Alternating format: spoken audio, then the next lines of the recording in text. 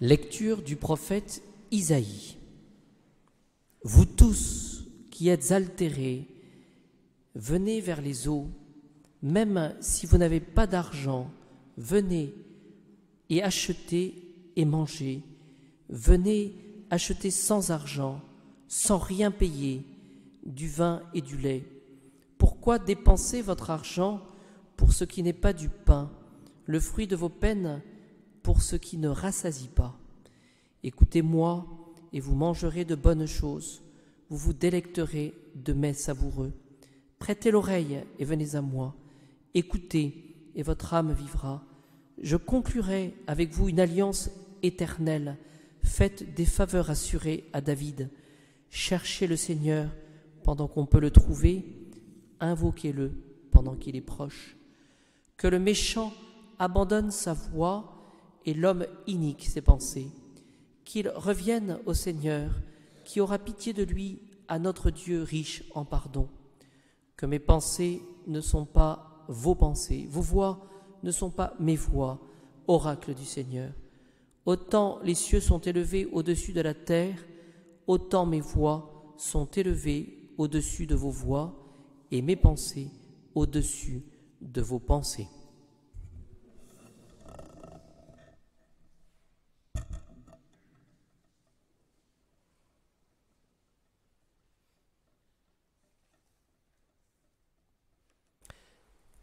Voyons ces paroles d'Isaïe dans cette messe propre de Sainte Marie-Bernard Soubirous. Mes pensées ne sont pas vos pensées, vos voix ne sont pas mes voix, oracle du Seigneur. Et en prenant quelques notes sur la vie de Sainte Bernadette Soubirous, 1844-1879, on voit que cette petite âme toute simple a été choisie tout spécialement par Notre-Dame, par le bon Dieu, Notre-Dame, pour être celle qui devait recevoir cette présence de Marie, cette présence aimante de Notre-Dame pour nous montrer le chemin du ciel. Elle est effacée et silencieuse à Nevers, et spécialement donc à Nevers les 13 dernières années de sa vie. Et les chroniques disent, et je crois que, si je me souviens bien, c'était la mère supérieure qui s'était attachée à cela, elle était persuadée de n'être bonne à rien. Voilà, je crois que c'était au moment de sa profession religieuse. Vous savez, on donnait à chaque religieuse elle est bonne à rien. Voilà. Et pourtant, elle était restée toute recueillie dans le souvenir que Notre-Dame lui avait dit ces paroles: je ne vous promets pas de vous rendre heureuse en ce monde, mais en l'autre. C'est-à-dire que finalement, cette patience, cette discrétion, ce recueillement de Sainte Bernadette, certainement était aidé d'une manière éminente par ces paroles de Notre-Dame. Je ne vous promets pas de vous rendre heureuse en ce monde, mais en l'autre. Et Notre-Dame, elle nous le dit, cela.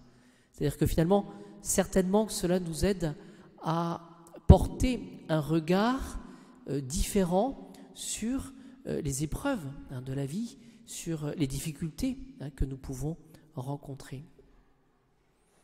J'ai voulu vous citer, c'était au bréviaire ce matin, quelques lignes du récit de Sainte Bernadette à son infirmière. Et donc, nous sommes au 6 octobre 1874. Quand l'apparition me dit « Je suis l'Immaculée Conception », l'apparition, donc Notre-Dame, avait d'abord les mains jointes. C'est Sainte Bernadette qui relate tout cela, et ça a été consigné par l'infirmière. Elle avait d'abord les mains jointes et son chapelet entre les doigts, comme si elle avait voulu le dire. Et donc, ce qu'il faut retenir pour nous, c'est que Notre-Dame, quand elle apparaît avec ce chapelet. Voilà. Tout à coup, elle ouvrit les bras, et c'est pour ça que je vous cite ce passage, parce que je trouve que c'est plein de réalisme. Tout à coup, l'apparition, donc Notre-Dame ouvrit les bras, et le chapelet glissa jusqu'à son coude. Donc vous savez, on peut se représenter la chose vraiment. Elle a dû lever les mains et le chapelet glissa jusqu'à son coude. Elle étendit les mains l'une contre l'autre. Elle leva les yeux au ciel. Elle était jolie. Sa peau était blanche. Une petite rougeur sur chaque joue et les yeux bleus. Voilà, ça peut nous aider à nous représenter finalement la Sainte Vierge. Voilà. Je trouve que ces paroles pourraient nous aider justement à nous attacher encore plus à la maman de Jésus, à la maman du Sauveur, et qui veut nous montrer le ciel. Pour conclure, quelques mots sur la mort de Sainte Bernadette. J'ai trouvé ces quelques mots dans le petit ouvrage édité par l'Office de Nevers, Bernadette disait. C'est un petit ouvrage qu'on trouve assez facilement et qui relate finalement les dernières paroles de notre petite religieuse et voyante de Notre-Dame. Et c'est certainement la sœur infirmière qui raconte cela. Les sœurs récitent l'Ave Maria, et spécialement donc les deux sœurs qui assistaient, les sœurs infirmières.